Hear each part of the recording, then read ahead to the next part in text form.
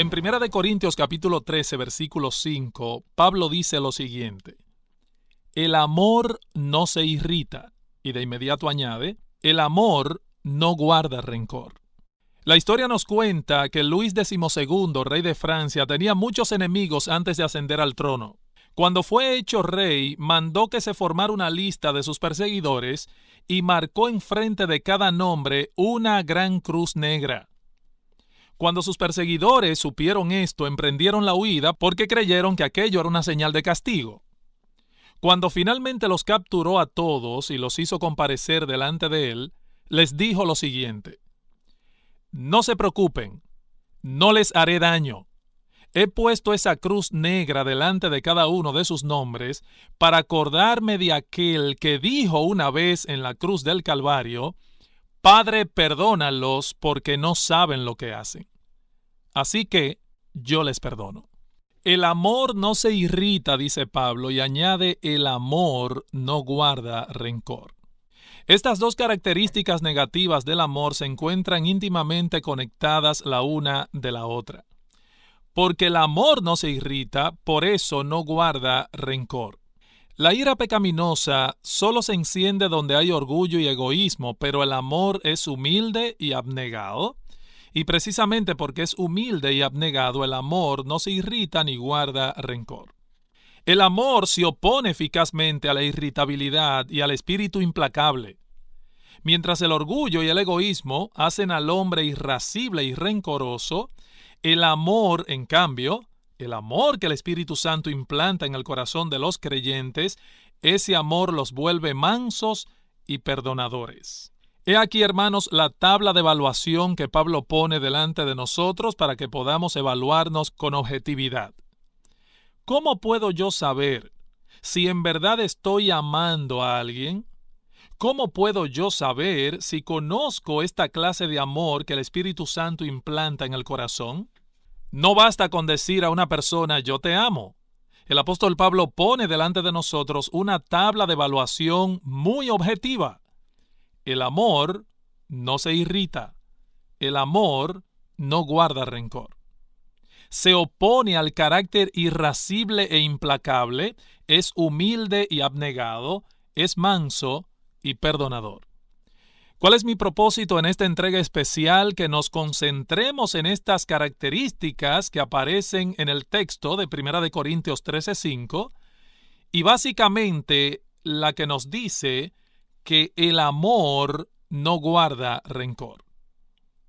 Veremos en primer lugar qué significa guardar rencor, en segundo lugar cómo el amor se opone al espíritu rencoroso y finalmente veremos algunas aplicaciones prácticas. Así que veamos en primer lugar qué significa guardar rencor. La palabra que el apóstol Pablo utiliza aquí y que Reina Valera traduce como guardar rencor es un término que se usaba comúnmente en las transacciones comerciales. Podríamos traducirlo como llevar un libro de contabilidad o contabilizar matemáticamente. Es un término matemático que señala la labor que realiza un contable en una empresa. Se supone que un contable o contador debe registrar todas las cuentas de una empresa para la que trabaja. ¿Con qué propósito? Bueno, para que no se les olvide. Este hombre, el contador, registra para no olvidar. Lo que Pablo entonces dice aquí es que el amor no contabiliza el mal. El amor no lleva un registro de contabilidad de todas las faltas y ofensas cometidas contra nosotros. El amor no guarda rencor. Esta palabra griega, logipsomai, es ampliamente utilizada en el Nuevo Testamento en el contexto del perdón que Dios nos concede por medio de la fe en Cristo y es traducida en muchos textos como imputar o contar. En Romanos capítulo 4 dice Pablo que la fe de Abraham le fue contada por justicia. La palabra que Reina Valera expresa como contada en los versículos 3, 4 y 5 de Romanos capítulo 4 es la misma que aparece en 1 Corintios 13:5. Logipsomai. Contabilizar o contar. Todos aquellos que depositan su fe en Cristo obtienen la bendición, la gran bendición de que Dios borra de su registro de contabilidad todos sus pecados. Y no solo eso, sino que por medio de esa misma fe, Dios pone en nuestra cuenta la justicia perfecta de Cristo. La justicia de Cristo nos es imputada por medio de la fe. ¿Qué dice Pablo? Romanos 4:5. Pero al que no obra, sino cree en aquel que justifica al impío, su fe le es contada por justicia. O sea, su fe es imputada como si fuera justicia. La justicia de Cristo es imputada en nuestra cuenta como si fuera nuestra. Y cuando un pecador pone su fe en Él, confiando enteramente en su justicia perfecta y en la obra que Él llevó a cabo en la cruz del Calvario, se lleva a cabo, hermanos, lo que podríamos denominar una transacción en los cielos, a través de la cual todos nuestros pecados son puestos a la cuenta de Él y su justicia es puesta en nuestra cuenta. El perdón absoluto y total es otorgado y todos nuestros pecados son arrojados en el fondo del mar. La Biblia dice que como está lejos el oriente del occidente, así alejó Dios de sí todos nuestros pecados. Él alejó infinitamente de sí nuestros pecados y transgresiones. Ahora bien, hermanos, lo que Pablo nos dice en 1 Corintios 13:5, usando ese mismo término, que aparece en todos esos textos de las Escrituras, hablando del perdón de Dios, lo que Pablo nos dice es que nosotros debemos ser imitadores de Dios en esto. Debemos imitar a Dios en esto. Lo mismo que hizo Él con nuestros pecados, estamos nosotros llamados a hacer con los pecados de otros. El amor no contabiliza, el amor no guarda rencor. El amor no lleva un registro matemático de todas las faltas y pecados que los demás cometen contra nosotros. Si tú eres un cristiano, si tú has sido hecho partícipe de la gracia de Dios, si Dios ha perdonado todos tus pecados, si Dios por medio de tu fe en Cristo ha borrado de su libro de contabilidad todos tus pecados, mi hermano, mi hermana, tú no puedes hacer otra cosa. Tú no puedes llevar un libro de contabilidad. Decía aquel gran predicador Juan Crisóstomo que así como una chispa se apaga al caer en el océano, así también son anegadas las injurias que caen sobre un cristiano amante. Así como una chispa no puede permanecer encendida en medio del océano, de la misma manera tampoco puede permanecer la injuria encendida en el corazón de un verdadero hijo de Dios. El cristiano sabe que Cristo borró de su libro de contabilidad todos sus pecados. Por tanto, su conciencia le dicta que él debe hacer lo mismo que se hizo con él.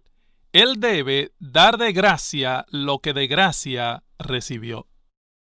En cierta ocasión escuché acerca de los habitantes de una isla, los cuales son famosos por ser peleones y rencorosos. En algunas de estas islas hay una costumbre de colocar en la punta del sombrero algún recordatorio visible del odio que uno tiene contra otro. Ahora, ¿usted se imagina a una persona llevando consigo todo el tiempo el recordatorio de que aborrece a alguien? Esto nos parece realmente increíble y aún pudiéramos pensar que se trata de un salvajismo, de una costumbre poco civilizada. Pero hermanos, ¿acaso no es cierto que muchas veces vamos por ahí con recordatorios colgados en el corazón? No lo hacemos como ellos, no somos tan bárbaros, pero llevamos el recordatorio en el corazón. Quizás porque somos más hipócritas y no nos atrevemos a enseñarlo. No es que somos mejores que ellos, es que somos peores. Ellos por lo menos lo muestran, nosotros lo llevamos en el corazón. Hermanos, eso es lo que significa tener un espíritu rencoroso. El hombre rencoroso, la mujer rencorosa, es aquel que ha decidido. Él ha decidido, ella ha decidido no olvidar la injuria y el maltrato. Este hombre, esta mujer, ha decidido mantener de por vida un recordatorio de la falta cometida contra él o contra ella. La falta que se ha cometido en su contra es tan grande que no debe ser perdonada. No debo perdonarla, pastor. No debo olvidarla bajo ninguna circunstancia. Así piensa el hombre rencoroso. Así actúa el espíritu rencoroso, consciente y deliberadamente decide no olvidar. Se trata de una decisión consciente y voluntaria. Cuando dejamos que el rencor se apodere de nuestro corazón, no es que no podemos, es que no queremos perdonar. Es que no queremos olvidar.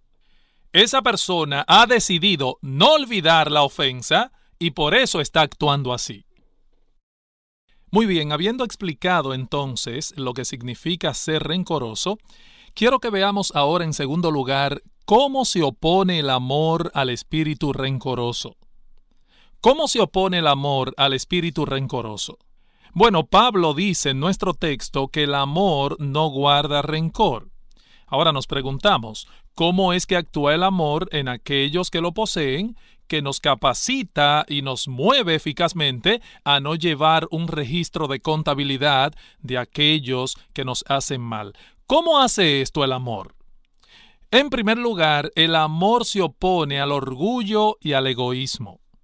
El amor se opone al orgullo y al egoísmo. Así como el amor se opone a la ira pecaminosa, automáticamente también se opone al orgullo y al egoísmo. ¿Por qué? Porque lo mismo que levanta nuestra ira pecaminosa es lo mismo que nos mueve a ser rencorosos. ¿Qué es lo que hace a la gente ser rencorosa e implacable? Lo mismo que las hace irascibles y explosivas, el orgullo y el egoísmo. Ese es el problema. Nos airamos pecaminosamente cuando el orgullo y el egoísmo se levantan en nuestros corazones. ¿Qué debe hacer un cristiano? Levantarse por encima de las circunstancias que le rodean. El cristiano, en otras palabras, debe actuar como un termostato, no como un termómetro. ¿Cuál es la diferencia?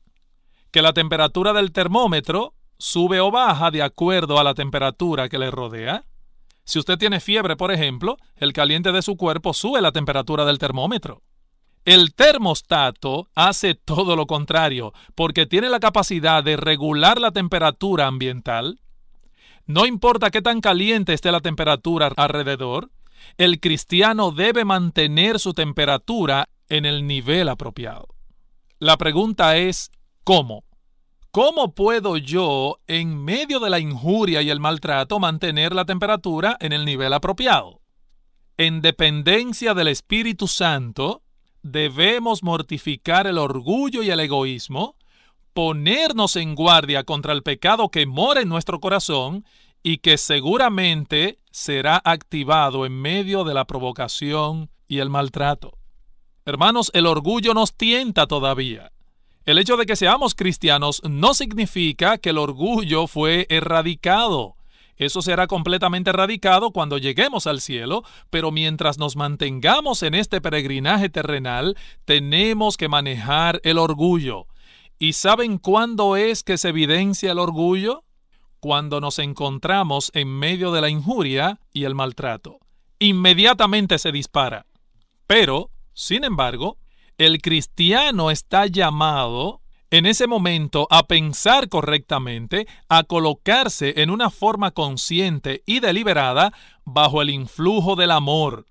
¿A qué nos mueve el amor? Nos mueve en el sentido contrario del orgullo y el egoísmo. El orgullo nos mueve a defendernos a nosotros mismos, pero el amor nos mueve a procurar el bien de otro a una costa del sacrificio personal, si es necesario. Ahora noten, hermanos, que estamos hablando aquí de una postura que se asume en una forma consciente y deliberada. El amor no actúa por impulso, el orgullo sí. Cuando tenemos un problema con alguien, es el orgullo el que se dispara primero. El amor no es impulsivo, el orgullo sí. Y porque el orgullo es impulsivo, trae de inmediato a nuestras mentes pensamientos inapropiados y nos dice que no debemos permitir que se nos agrave de ese modo. que debemos de defender con uña y diente, si es necesario, nuestra reputación y nuestros intereses. Esto no puede quedarse así. Eso es lo que hace el orgullo. Pero entonces el cristiano, de una forma consciente y deliberada, debe de tener ese proceso de pensamiento y decidir pensar como un cristiano. Hermanos, no debemos permitir que nuestra alma argumente sin control. Debemos asumir la postura de argumentar con nosotros mismos. Y cuando ese orgullo se dispare, ahí mismo debo preguntarme quién soy yo realmente. El orgullo me está diciendo que debo defenderme a mí mismo, y ahí de inmediato debo pensar, ¿quién soy yo realmente? Un pecador que ha sido perdonado por la pura gracia de Dios, y si soy un pecador que ha sido perdonado por la pura gracia de Dios, ¿cómo debo reaccionar ahora que esta persona me ha ofendido? ¿Debo llevar un registro pormenorizado de sus faltas y exigir una compensación o colocar un recordatorio en mi corazón? ¿O debo hacer con esta persona lo que Dios hizo conmigo? ¿Qué sería de mí? Debe pensar el cristiano, si Dios fuera rencoroso. Hermano, ¿alguna vez tú te has hecho esa pregunta? ¿Qué sería de mí? ¿Dónde estaría yo si Dios me tratara a mí como yo trato a los demás con sus faltas? ¿Dónde estaríamos nosotros?